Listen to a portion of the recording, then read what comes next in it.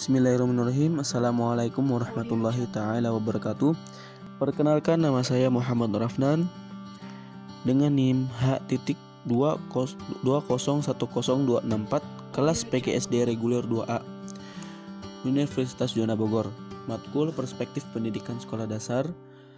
Dosen pengampu Dr. Rasmita Dila, MPD. Pada pertemuan kali ini saya akan sedikit mengulas beberapa permasalahan dan menganalisis dari artikel yang diberikan oleh dosen yang berjudul Persepsi Guru Sekolah Dasar tentang Pembelajaran Online selama Pandemi COVID-19.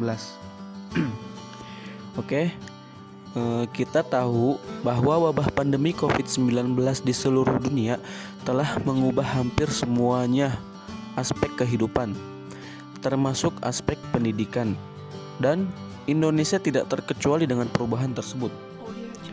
Kemudian, perubahan sistem pembelajaran pun terjadi yang memaksa sekolah menerapkan pendidikan jarak jauh atau pembelajaran online. Inggrisnya yaitu e-learning, yang pada akhirnya penerapan pembatasan sosial skala besar oleh pemerintah Indonesia telah berdampak kepada rutinitas masyarakat dan siswa dalam sistem pembelajaran. Pembelajaran jarak jauh atau menggunakan online system telah memberikan solusi untuk sekolah yang mulai menerapkan sekolah dari rumah atau SFH. SFH sendiri adalah program yang memindahkan proses belajar dari sekolah ke rumah.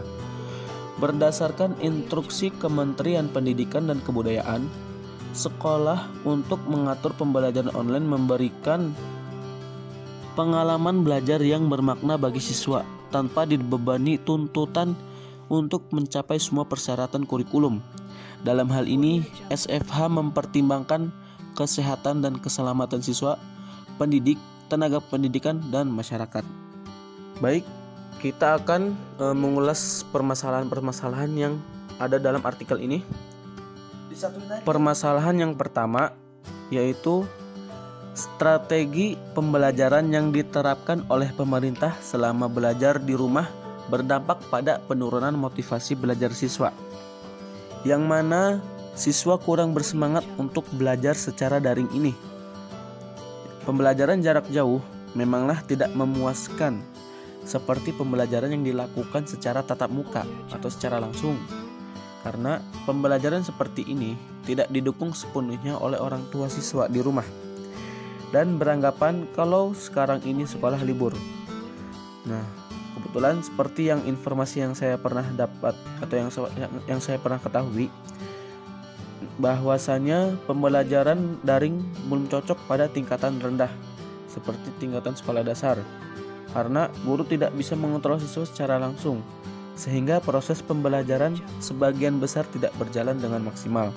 Adapun permasalahan yang kedua, yaitu saat siswa menerima tugas dari guru lalu mengerjakannya, itu tidak sepenuhnya dikerjakan oleh siswa, melainkan dibantu oleh orang tuanya. Bahkan ada yang sepenuhnya dikerjakan oleh orang tuanya. Artinya apa? Artinya siswa tidak dapat mandiri dalam menjalankan tugas yang diberikan oleh guru, yang pada akhirnya akan berdampak pada nilai yang kurang maksimal. Adapun masalah yang ketiga, seorang guru tidak dapat secara adil melakukan penilaian yang meliputi kognitif, afektif, dan aspek psikomotorik dalam lingkungan online.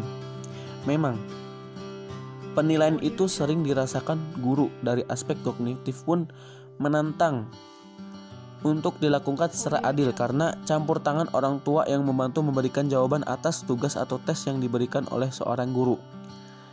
Penilaian psikomotor aspek seringkali lebih baik. Sementara itu, guru juga merasa tertentang untuk menilai aspek afektif yang mengacu pada sikap, karena perbedaan sikap yang ditunjukkan di sekolah dan di rumah. Berlanjut, permasalahan yang keempat yaitu guru menghadapi beberapa tantangan terkait munculnya hambatan yang terkait masalah teknis. Tantangan yang Pada hambatan ini menentukan kegiatan instruksional. Masalah bisa saja muncul jika kendala teknis tidak dapat diatasi secara cepat, dan bahwa partisipasi siswa dalam pembelajaran ini belum optimal. Akibatnya beberapa siswa tidak dapat mengikuti pembelajaran dan pengalaman dalam menyelesaikan tugas yang diberikan guru. Adapun masalah yang kelima, yaitu masalah yang terakhir yang saya dapat atau yang saya temukan dalam artikel ini adalah terkait dengan pengkondisian siswa dalam partisipasi atau keaktifan siswa dalam kegiatan pembelajaran. Partisipasi siswa dalam pembelajaran kegiatan dihadapkan pada masalah paket data atau kepemilikan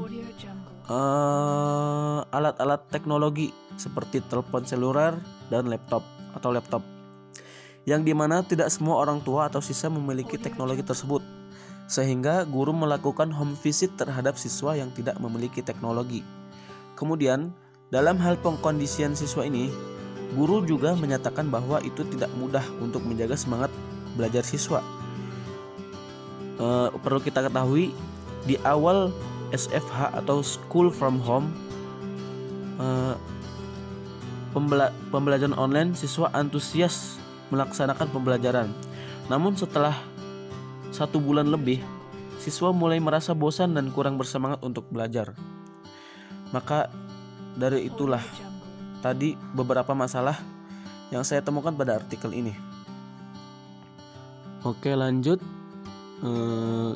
Kita akan membahas tentang analisis. Analisis dalam artikel ini yang saya temukan adalah, kita tahu bahwa selama pelajaran SFH atau School from Home tidak akan berjalan mulus jika tidak didukung oleh beberapa rekan atau pihak, baik dari pihak pemerintah, sekolah, guru, dan orang tua. Adapun dukungan dari pemerintah, yaitu dukungan yang pertama. Pada dukungan dari pemerintah ini diharapkan pemerintah meringankan beban ekonomi masyarakat dalam aspek pendidikan, seperti memberikan kuota belajar secara gratis. Dan pemerintah harus menjamin akan kelancaran belajar secara daring ini, yang mana sistem perubahan metode pembelajaran yang diubah oleh pemerintah.